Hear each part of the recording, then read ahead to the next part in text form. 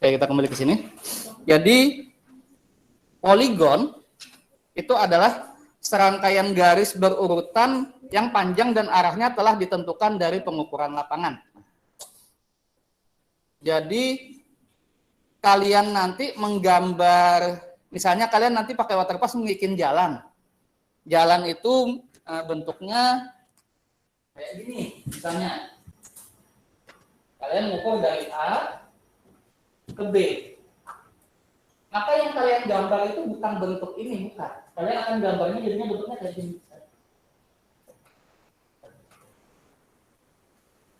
Lurus-lurus.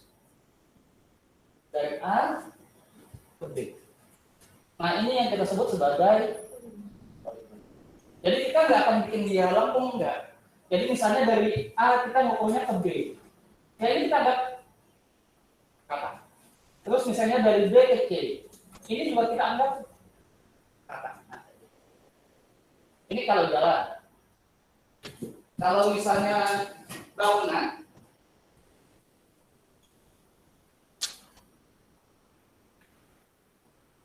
maka kalau kita mau menggambar bangunan ini, yang kita perlukan itu cuma 1, 2, 3, 4, 5, 6. Itu yang kita perlukan. Kita cuma perlu sudutnya kan. Berapa koordinatnya berapa? X, Y-nya berapa? Nah, untuk tahu ini maka kita bikin juga poligon. Misalnya dari A. Maka ini kita tembak ke sini, kita ke sini, kita ke sini. Baru dari B ke sini, sini, ke sini, ke sini. Nah, ini nanti dihubungkan.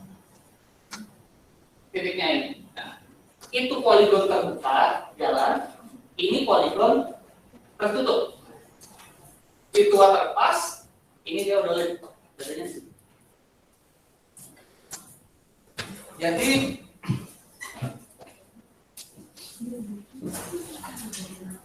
hasil-hasil pengukuran kalian itu nantinya bentuknya nggak akan ada kontur yang smooth, yang turun naik, nggak. Semuanya bentuknya garisnya patah-patah kayak poligon tadi.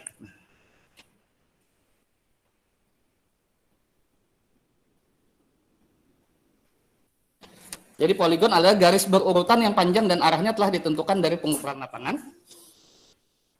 Nah, tujuannya apa? Kita pengennya itu dapat XY dari poligon itu. Di sini juga sama. Mungkin bukan XY, tapi ya bisa XY. Kalau situ XY. Di sini bisa XY.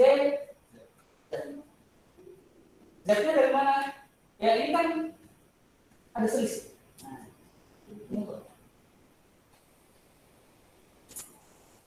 kita sebenarnya tujuan kita X, Y, Z. Caranya gimana? Ya, kalau kita pakai waterpass atau pakai theodolit, maka kita menggunakan poligon. Kalau kita punya GPS, ya kita kunci GPS-nya terus kita impor ke map info. Atau kalau manual gimana Pak? Kalau manual bisa kita anggap pertama kita berdiri adalah 0, tinggal kita ukur berapa meter. Jadi 0 plus sekian meter, 0 plus sekian meter, 0 plus sekian meter. Yang penting yang kita perlukan untuk menggambar adalah X, Y, Z. Makanya di sini tujuannya adalah menetapkan koordinat dari titik sudut yang diukur. Datanya besar sama sudut. Nah, besar itu maksudnya apa? Ya jarak X1 ke X2 berapa? Y1 ke Y2 berapa? Makanya paling gampang, kalau pakai AutoCAD tuh jauh lebih gampang sebenarnya. Jadi kalian kan tinggal seret dimensinya berapa kan kayak gitu. Kalau sekarang sih paling bagus kalau untuk pengukuran ini pakai yang AutoCAD apa namanya? AutoCAD yang 3D, saya lupa namanya apa itu. Yang 3D itu. Itu malah otomatis kalian kasih masukkan Excel, dia langsung jadi penampang dan lain-lain. Saya lupa AutoCAD 3D itu yang mana ya? Oh ya, AutoCAD Civil 3D kalau nggak salah. Ada grupnya khusus di Facebook tuh kalau mau belajar. Itu saking canggihnya sekarang, jadi nanti hasil praktikum kalian, misalnya tabel-tabel itu kalian masukkan di Excel, kalian impor ke AutoCAD Civil 3D itu, kalian nggak perlu gambar. Langsung jadi. Tapi ada beberapa setting yang harus dimasukkan. Itu saya nggak bisa itu. Kalau AutoCAD Civil 3D di Unlam, di FTULM yang ahli-ahli, itu yang gedungnya seberang sana. Mapala. paling ahli, kalau kalian mau belajar pengukuran, betul-betul ahli, belajar ke Mapala. Mereka kadang-kadang tiap malam apa gitu bikin pengajian. Dia pengajiannya Mapala. Jadi kopi, rokok, LCD proyektor, sama laptop. Jadi seniornya akan ngajari kalian mau belajar apa. Tapi mereka ahli-ahli pengukuran. Kenapa? Karena ya kalau keluar itu ya DPS dan lain-lain itu di tangan mereka semua. Nah, jadi di sini yang kalian perlukan itu ya besar sama sudut. Besarnya dari mana? Tadi X2 min X1, Y2 min X1. Sudut, nah sudut dari mana? Sudut itu kan kayak gini kan ya? Jarak, nah patokannya mana? Patokannya utara. Semua poligon kita mulai dari arah utara. Jadi kalian kalau ngukur wajib bawa kompas. Nggak boleh ketinggalan kompas. Kalau nggak ada kompas keliru semua. Kenapa? Karena nanti kalian menggambar patokannya di mana. Patokan kita titik nol utara. Nah kemudian panjang sisi-sisinya sama. Fungsi poligon itu pertama bikin kerangka. Kalau misalnya kita bikin jalan maka poligon terbuka. Nanti kita lihat setelah ini. Kalau kita ngukur bangunan, poligon tertutup. Jadi kalau poligon terbuka, ujung sama akhir beda. Jalan itu kan kayak gitu kan ya. Nah tapi kalau bangunan itu yang kita ukur adalah koordinat sudut. Kenapa? Karena nanti kita akan menggambarkan bangunan itu ke AutoCAD. Loh, Pak, bangunan kan gampang Pak. Tinggal dimeteri, misalnya bangunannya persegi ya, dimeteri aja panjang sisi A berapa, sisi B berapa, sisi C berapa, sisi D berapa, selesai. Nggak perlu repot-repot pakai alat. Betul. Kalau yang kita inginkan cuman gambar luasan. Tapi kalau untuk pengukuran, maka terutama yang kita lihat adalah terhadap utara, bangunan itu miringnya sebelah mana? Apakah bangunan itu ngadep ke utara, ngadep ke barat, ngadep ke timur? Nah, untuk mengetahui dia terhadap utara itu hadap mana, maka kita perlu pengukuran. Tapi kalau kalian cuma diminta gambarkan bangunan ini di satu kertas, ya nggak usah pakai alat ukur, kalian bawa meteran, ukur aja sudut-sudutnya selesai. Nah, tapi itu kan terhadap utara kita nggak tahu. Namanya petani kan kita nggak tahu. Bangunan contohnya teknik sipil ini. Musola itu ngadepnya baratnya kan situ kan ya? Karena arah apa namanya? Kiblatnya kan agak ke sini kan. Jadi baratnya di situ. Artinya ini terhadap utara nggak rata. Nah, kalau kita bikin peta rata utara, ya luput orientasinya. Kalian nanti waktu di manajemen lalu lintas bikin jalan akses. Karena dianggap ngadap utara semua, akhirnya jalannya muter. Nah, kan nggak pas. Jadi di situ. Nah, pertama untuk membuat kerangka, kemudian pengukuran titik tetap atau benchmark BM. Kemudian pengukuran rencana jalan raya, kereta api, irigasi, daerah industri, sama perumahan. Nah ini penting. Ini pakai poligon terbuka. Yang paling sulit dari semua ini yang mana? Irigasi. Kenapa? Contohnya kayak gini. Ini hasilnya dari A ke B. Rencana irigasi kalian di B, sumber airnya di A. Di A sumber air. Yang akan diairi diirigasi adalah B. Syaratnya apa? Kira-kira A harus lebih tinggi dari B. A harus lebih tinggi dari B. Padahal kalau kita lihat di sini, A dan B sejajar. Artinya apa? Kita harus nimbun. Nimbun yang ditimbun yang mana ini? Nah, kadang-kadang orang nggak peduli kayak gitu. Pokoknya dari A ke B sudah dapat jarak, ya hantam aja salurannya kayak gitu. Yang terjadi apa? Ya kayak di Banjar, salurannya flat, airnya nggak jalan. Akhirnya airnya menggenang di situ. Ya nggak bisa lari kemana-mana dia. Kalau dibikin flat, 0,0 semua.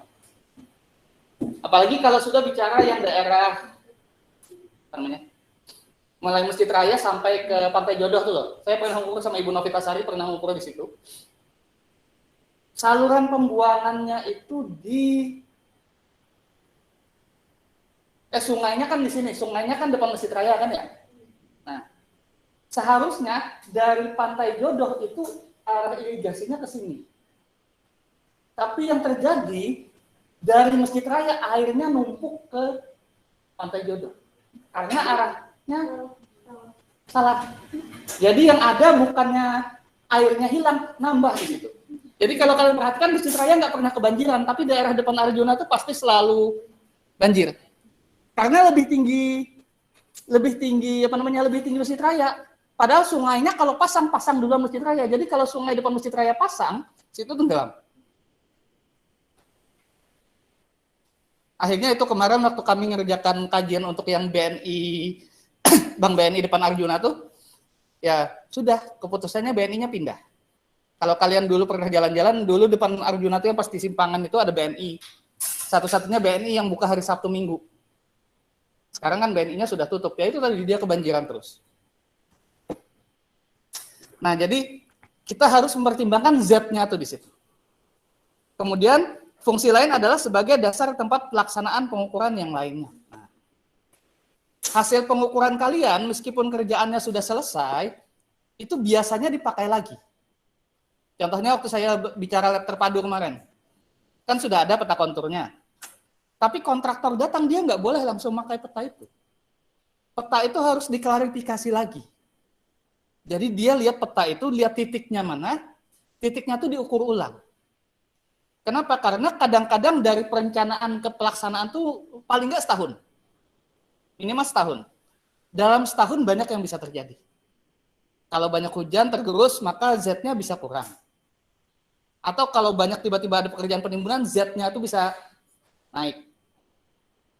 Jadi harus diukur ulang. Makanya di sini dasar untuk pengukuran lain. Nah, poligon tadi ada poligon tertutup atau keliling, ada poligon terbuka, yaitu tadi.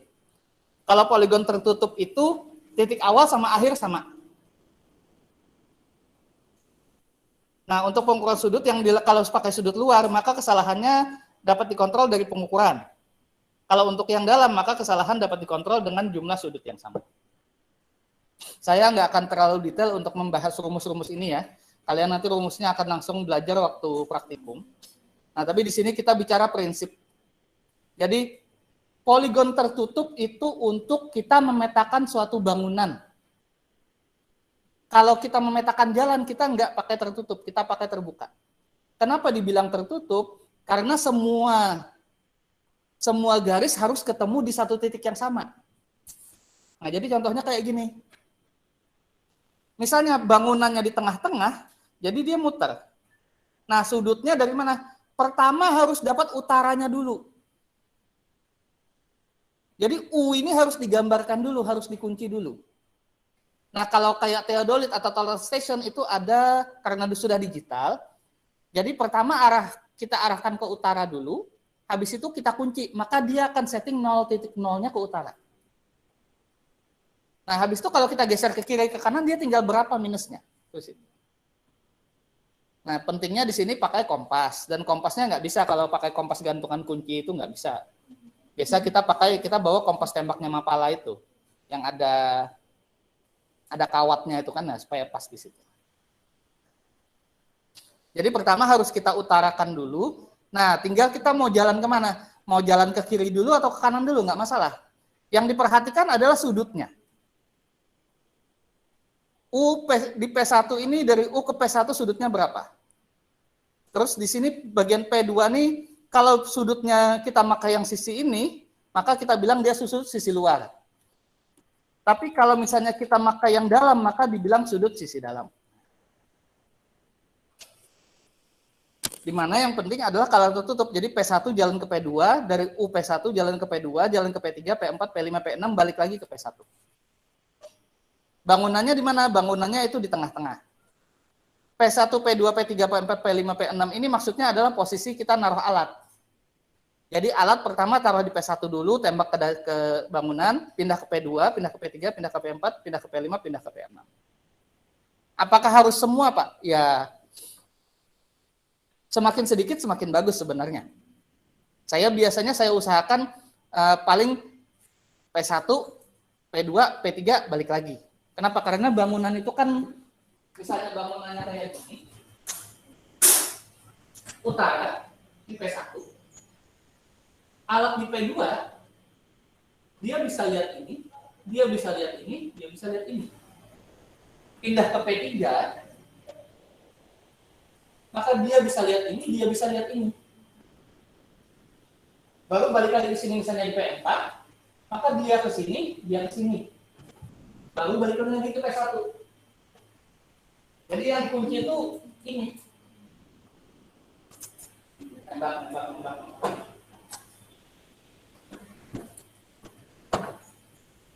Itu kalau bangunan agak ribet memang pengukurannya.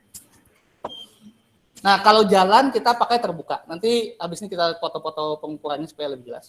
Nah, kalau pakai jalan kita terbuka. Kenapa? Titik A itu tidak sama dengan titik B. Nah, dalam hal ini tidak dapat dikontrol. Sehingga tidak perlu ketentuan tentang letaknya dalam peta. Kalau poligon terbuka yang penting itu adalah jarak. Koordinat berapa derajat kita nggak penting kalau terbuka. Jarak aja. Makanya kalau terbuka kita pakai water pass. Water pass itu sudut horizontal. Kalau teodolit sudut horizontal, sudut vertikal. Total station sama, sudut horizontal, sudut vertikal. Cuman total station lebih canggih. Dalam hal apa? Dalam hal menyimpan data. Total station bisa langsung pakai kabel data, colok ke laptop, langsung ke CAD, langsung jadi titik-titik koordinat total station bisa. Nggak perlu digambar manual. Tapi kalau kalian teodolit sama waterpass, kalian harus gambar manual lagi. Jadi orang-orang lebih senang total station, kenapa? Nggak ribet, terus pengerjaannya lebih cepat. Tapi, kalau terlalu banyak penghalang, contohnya kalian kerja di komplek perumahan, kerja dalam hutan, total station nggak cocok. Karena total station itu dia pakai laser. Dia pakai laser sehingga kalau banyak objek, lasernya nggak akan tembus jadi bias. Nah, total station itu kayak kerja di tambang. Nah, itu kan loss kan ya, silahkan. Tapi kalau kayak kemarin Taman Budaya ya kami pakai teodolit. Nggak ada gunanya pakai TS, kelamaan nyetingnya. Nah, kalau jalan kita pakai terbuka bebas. Ya contohnya jalannya dari P1 ke P5, maka yang kita perlukan kalau jalan itu kita cuma perlu jarak sama beda tinggi. Jadi jaraknya P1 ke P5 ini berapa kilo sih? Nah itu aja yang kita perlukan. Sama selisihnya berapa sini. Supaya buat apa? Ya nggak mungkin kita bikin jalan kayak gini, nggak mungkin. Kita bikin jalan pasti smooth. Jadi misalnya kayak gini, ya kita potong dia bisa. Ini timbul, digali, ini potong cut, ini fill, ini cut. Nah, kalian nanti praktikum dua-duanya. Pertama kan kalian praktikum jalan dulu pakai water pass, baru nanti kalian ngukur bangunan pakai teodolit.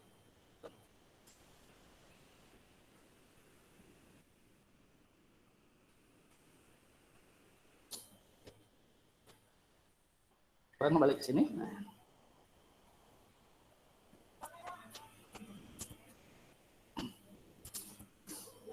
Nah, syaratnya baik poligon terbuka atau tertutup, pertama tadi harus ada U. Jurusan awal, utaranya dulu harus dapat. Habis dapat utara, baru kita hitung koordinatnya. Bisa 0,0 supaya gampang, biasanya kita anggapnya 0,0. Jadi habis utarakan, titik pertama titik A, XA, YA itu kita anggap 0,0 biasanya. Supaya gampang aja. Tapi kalau kalian pakai GPS, maka XA, YA itu kita baca di GPS. Supaya apa? Ya bedanya supaya lebih gampang kalau mau ngeplot di Google Earth. Kalau kalian tujuannya nanti mau kalian plotkan di Google Earth, maka kalian sudut awalnya harus GPS. Jadi nanti tinggal masukkan koordinat di Google Earth bisa. Kalau 0,0 kalian nggak bisa nanti ngeplot di Google Earth. Tapi kalau cuma sekedar bikin peta situasi, ya anggap aja XA, YA ini anggap 0,0 nggak masalah. Kalau 0,0 lebih gampang kita ngelihat menjumlahkannya lebih gampang. Tapi kalau nanti niatnya adalah kita mau ngeplot dia ke Google Earth, misalnya kita mau pasang titik di Google Map dan lain-lain, maka mau nggak mau XA, YA ini harus pakai GPS. Bisa GPS handheld, bisa lihat di HP, nggak masalah. Nah, habis dapat itu, baru kita ukur dari A ke 1. Dari A ke 1 kita dapat jarak, nah kemudian kita ukur semua sudutnya. Tujuannya dari A ke B di sini. Jadi yang diukur itu adalah jarak D1, D2, D3, D4 itu, dan sudutnya alfa 1, alfa A1, beta 1, beta 2, beta 3. Kalau sudut dari mana, Pak? Kalau sudut langsung dari bacaan alat. Jadi apa sudut yang keluar di teodolit, ya itu yang kita tulis. Nah, tapi D1, D2, D3, D4 dari mana? Itu pakai rumus. Jadi nanti bacaan kalian di alat itu kalian catat, masukkan di tabel, di Excel, baru kita olah lagi. Baru kita bisa dapat D1, D2, D3, D4. Tapi alfa A1, beta 1, beta 2, beta 3 itu langsung dapat saat itu juga. Kalian baca alat, nanti akan langsung dapat. Oh, pertama utarnya situ. Oke, ke 1. Baknya di 1, kita tembak ke situ. Kita langsung dapat sudut alfa A1. Nah, tapi untuk tahu D1, kita harus ngitung. Hasil tembakan di 1 tadi berapa, benang atas kurang benang bawah kali 100. Nggak bisa langsung. Harus kita hitung dulu. Saya lupa kalau total station langsung apa enggak. Kalau nggak salah harus ngitung juga.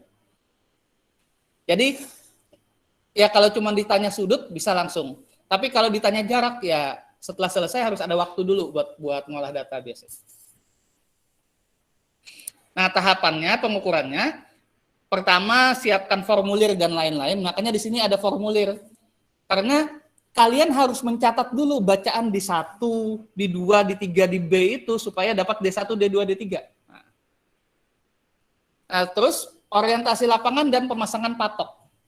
Jadi biasanya ada survei dulu, disepakati. Titik A tadi, titik A itu maunya di mana? Itu terserah owner. Owner mau startnya titik A itu di mana? Makanya di sini ada pemasangan patok. Baru orientasi lapangan. Orientasi lapangan contohnya gimana ya? Saya jalan, lihat lokasi. Saya setelah itu maka saya harus menentukan peralatan yang saya bawa, apakah perlu TS, apakah perlu teodolit atau cukup waterpass. Kemudian safety K3-nya, apakah harus bawa sepatu proyek atau pakai sepatu boot, sesuaikan medan.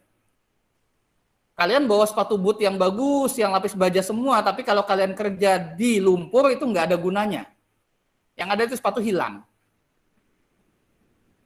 Berapa kali kejadian pakai safety ya, kecolobok di lumpur, diangkat, kakinya iya bisa, sepatunya nggak bisa diangkat lagi. Hilang, udah anggap hilang sudah sepatu itu. Nah itu orientasi lapangan di situ. Ditentukan dulu. Terus dikira-kira besok itu harinya panas apa hujan? Bawa payung nggak? Terus yang paling penting, orientasi lapangan harus disurvei. Kalau sudah pengalaman, biasanya kalian sudah bisa tahu, oh ini kira-kira selesai 2 hari. Coba dilihat, ada warung nggak? Kalau nggak ada warung, artinya kalian harus bawa bekal. Orang ngukur itu 1,5 jam udah kelaparan biasanya. Nah, jadi penting itu. Kalau nggak ada tenaganya, yang rencana 2 hari bisa 4 hari. Habis waktu buat bolak-balik ke warung aja buat makan. Nah, terus habis itu baru penentuan azimut awal tadi. Dari A, kita cari utaranya dulu azimut itu. Azimutnya pakai apa? Ya, kompas. Harus bawa kompas. Kompas tembak sekarang kan harganya yang Eiger aja paling 2,5-an. Yang biasa ya 50 ribuan lah. Atau pinjam 5 pala biasanya. Biasa kami pinjam 5 pala aja. Tapi LabIut punya kok. Kalau kalian pakai kompas yang ada di HP, itu jarumnya nggak konstan kadang-kadang, tergantung sinyal dan posisi kalian kan ya. Nah, habis sudah siap, baru kita mengukur sudut dan jarak tadi. Alfa A1 dari 1 ke alat di A, bak ukur di 1. Kita baca dulu, terus kita ukur sudutnya yang di alat, baru pindah lagi ke 1, alatnya pindah ke 2. Kayak gitu. Baru hitung poligon, baru plotting poligon. Nah, kalau plotting ini sudah gambar di CAD. Jadi produknya peta. Entah petanya peta jalan, atau peta bangunan di situ. Nah, alat yang digunakan, nanti habis ini kalau anak-anak teman-teman kalian masih di bawah, kalian bisa lihat. Ini zaman dulu Wild TS100, Wild TS1000, sorry kalau zaman dulu. Ini total station. Nah, ini panelnya luar biasa jelimet yang bawah sini. Saya pernah belajar sekali, habis itu lupa. Dan belajarnya pun harus manggil teman-teman yang dari Poliban. Kenapa? Karena susah. Susahnya apa? TS ini kalau sudah jalan enak, nyeting awalnya setengah mati. Kenapa? Karena dia pakai prisma reflektor, laser. Kalau banyak objek, lasernya nggak kebaca. Atau hari hujan, lasernya bisa nggak kebaca. Hari terlalu cerah, nggak kebaca juga. Nah, susah, serba salah sebenarnya TS ini. Tapi memang kecepatannya ya. Nah, ini menunya. Nah, kita sih biasanya pakai kalau nggak waterpass, theodolit. Kenapa? Karena ini membaca lensa. Waterpass ini cuman bisa muter horizontal, dia nggak bisa turun naik, dia cuma bisa muter. Theodolit bisa muter horizontal, bisa vertikal. Theodolit bisa jadi waterpass. Theodolit kalian posisikan dia 90 derajat, kemudian kalian kunci, itu sudah jadi waterpass. Tapi waterpass nggak bisa jadi theodolit. Jadi kalau misalnya Pak, saya mau beli alat ukur tapi duitnya ngepres, kalau bisa beli theodolit aja, itu sudah tercover semua kerjaan sudah. Tapi kalian akan belajar dua-duanya nanti. Nanti kalian poligon terbuka, nanti kalian akan pakai waterpass dulu. Kalau sudah terbiasa pakai waterpass, baru kalian nanti pindah ke poligon tertutup pakai theodolit. Nyetingnya perlu feeling. Kenapa? Karena ngepaskan niponya tuh pas di tengah itu agak ribet dikit lah, perlu feeling. Kayak yang diatur kan tripodnya kan, mainkan 3 kaki itu. Nah, ini TM, nah yang diukur apa? Yang diukur rambu ukur ini. Yang dibaca itu rambu ini. Jadi tadi saya bilang kan taruh rambunya di satu. Dari kita ke A ngeker rambu yang satu itu, yang kita baca itu rambu itu. Nah, minggu depan kita akan mulai bicara waterpass. Oke. Ada yang mau tanyakan dulu sampai sini? Poligon materinya saya nggak semuanya saya sampaikan ya. Di sini lebih lengkap sebenarnya. Tapi akan sangat memusingkan sekali karena banyak rumus. Jadi silakan kalian sambil lihat. Saya lebih bicara prinsip ininya.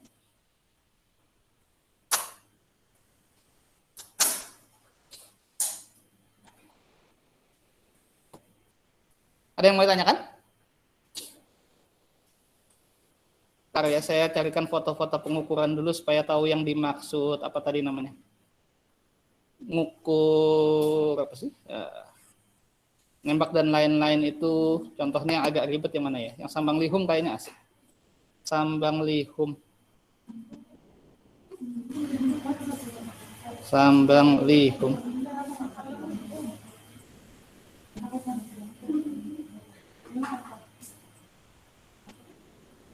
Nah, oke.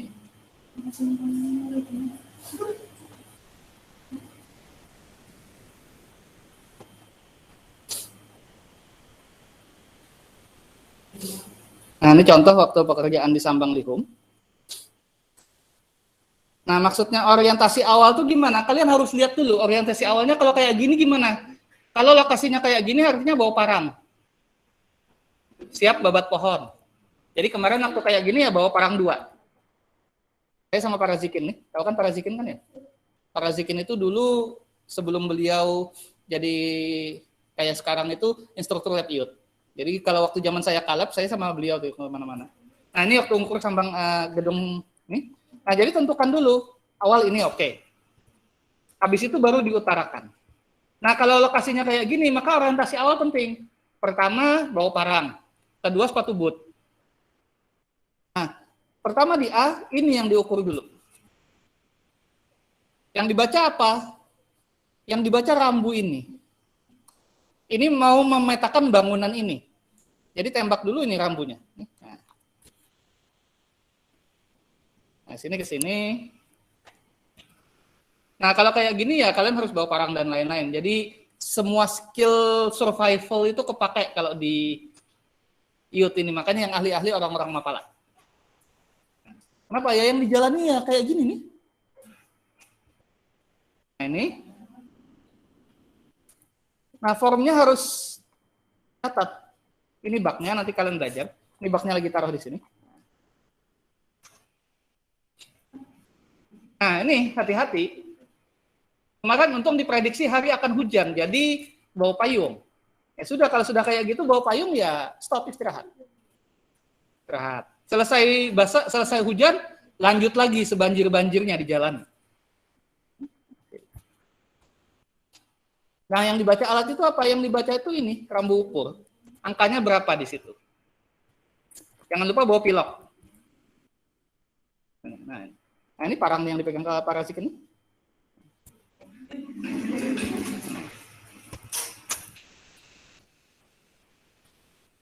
Nah, ini yang dibaca ini.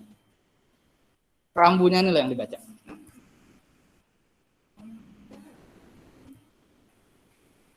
Pilok jangan lupa untuk menandai. Sudah, selesai pulang. Nah. Itu yang tertutup karena bangunan. Kalau terbuka itu jalan. Kalau jalan ya kita jalan aja sekian kilo. Ini contohnya ya, ini waktu pipa pematang. Nah, kalau kayak gini saya biasanya nyuruh ada satu orang bawa kendaraan di belakang. Jadi pulangnya dilangsir pakai sepeda motor. Kalau pulangnya jalan kaki lagi kesian. Ini ngukurnya 5 kilo. Kalau pulang suruh jalan 5 kilo lagi kan kesian. Jadi di belakang ada yang bawa sepeda motor ngikutin biasanya. Nah, itu pentingnya orang yang orientasi itu harus tahu. Nanti lahannya kayak gini. Nah.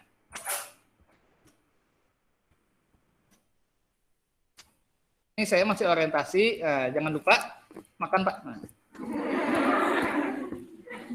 Ini kebetulan waktu mau mengerjakan PDAM booster pematang. Nah, ini meteran ini jangan lupa, meteran gulung itu 50 meter itu wajib tetap.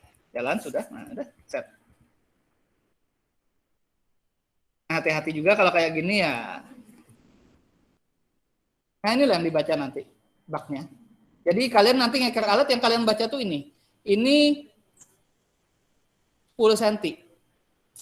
Ini 40 ini 0, 10 cm, 20, 30, 40, 50. Nah, 50 artinya di sini 50 meter tingginya. Ini 1 2 3 4 5 6 7 8 9 10. 1 cm, 2 cm, 3 cm, 4 cm, 5 cm, 6 cm. 7 cm, 8 cm, 9 cm, 10 cm. Nah, supaya nggak multitafsir, makanya yang baca alat itu harus orang yang sama. Nanti dia menaruh setengah sentinya tuh di mana, bisa beda-beda orang. Yang kalian baca tuh nanti ini. Misalnya ini, posisi di sini. Oh, benangnya di sini artinya ini 53 cm. 53. 1, 2, 3. Sini 53, 54, 55. Ini 55 atas sini. Nah, posisi di sini kan berapa? Nah, itu kan ngambil 0, misalnya 53,5, 53,7. Membaca itu kan persepsi masing-masing waktu ngelihat ini. Makanya kalau bisa yang bawa alat, yang ngeker itu jangan gantian. Supaya nggak berubah persepsinya. Nanti di atas, di tengah-tengah sini yang satu menganggap 53,5, tiba-tiba yang lain 53,6 kan kacau. Ini yang dibaca. Sudah kalau kayak gini jalan aja. Nah ini jalan. Ini terbuka. Jadi kita nggak, yang kita perlu adalah jarak. Wajib selfie loh ya. Nanti dikira nggak kerja.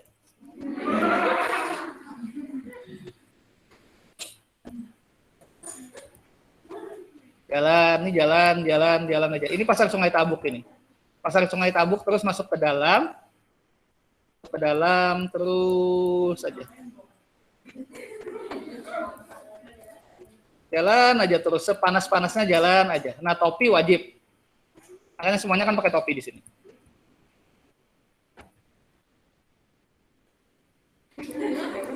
Ini orang-orang yang ngukurnya alhamdulillah sudah banyak yang jadi PNS sekarang. Yang angkatan 2012. Nah, terus GPS. Karena nanti akan diplotting di Map Info. Ditaruh di Google Map, jadi harus bawa GPS. Kalau sudah nyeting alat, siap nembak, setting pencet GPS-nya dulu. Jadi XY-nya pakai GPS. Jalan aja sini. Nah, ini kami bawa water pass, nggak bawa theodolit, karena yang diperlukan cuma jarak. Kalau bawa theodolit bisa, tapi nyetingnya kelamaan. Lebih simpel bawa water pass. Ini water pass.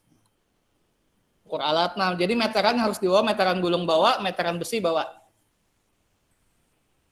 Nah, yang dibaca apa? Jadi ini membaca ke sini. Nah, ini pas posisi di sini, ini berapa angkanya? Makanya tuh ada jari.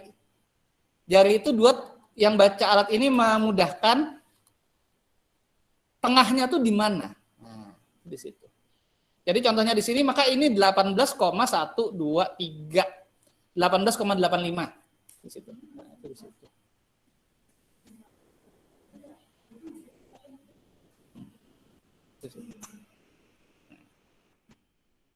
Ini juga sama, makanya jari untuk membantu ini, membantu yang baca alat ini. Pilok jangan lupa. Nah, patok-patok ini harus kalian tandai, kalian ngukurnya di mana. Jadi kadang-kadang kita bawa, nanti kalian praktikum bawa patok kayu sama pilok nanti bawa. Nah, kalau sudah kayak gini ya gimana caranya nggak peduli, harus kalau perlu turun ke sawah. Titiknya di situ posisinya, ya, nggak masalah, turun. Sini turun, nggak peduli, pokoknya turun. Kurang ekstrim ya yang ini ya, yang lebih ekstrim lagi mana ya? Turunnya.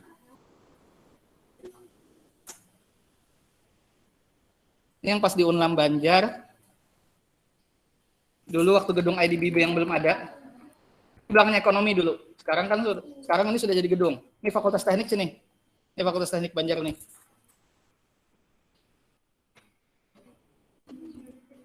Nah dulu Unlam belakang tuh kayak gini loh sebelum ada gedung IDB. Ini sebelahnya Poltek.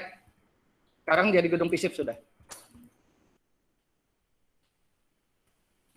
Ini teknik. Nah, wajib selfie. Nah ini kayak gini sudah jalan, saya nggak peduli, pokoknya jalan. Ini sekarang jadi lapangan parkir besar yang sebelahnya FTULM BJM tuh loh, yang lapangan besar tuh, ya ini dulu.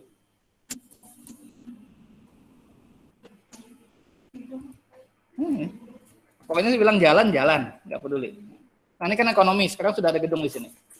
Cewek sama, nggak peduli, cowok cewek, pokoknya kalau sudah turun ke lapangan ya harus siap.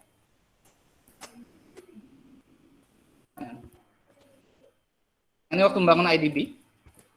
Ini bosnya. Kenal nggak? Pak Yasudin. Nah, ya. Nah, itu perlunya orientasi tadi. Oke, minggu depan kita mulai bicara waterpass ya. Minggu depan kita mulai bicara waterpass, terus nanti pelan-pelan saya nggak tahu sih, kemarin Lipat sudah nawari untuk yang orientasi alat, tapi nanti saya lihatlah. Itu tadi kelasnya Arya ya, jadi ya bukan kelasnya Ibu Tami ya. Coba saya tanya Arya dulu lah. Karena nanti ya katanya sih TS itu waktu kalian praktikum akan tetap dikenalkan, tapi sekilas. Yang saya perlukan itu cuma TS, yang lain kalian nanti akan pegang di praktikum kok. Ya nantilah, paling nggak mungkin kita total station nanti, tapi kalau kayak gitu mungkin nggak 50-50, kita sekalian aja nanti semua. Karena di udara terbuka juga. Oke. Yang offline, yang online ada yang mau tanyakan? Saya stop recording dulu.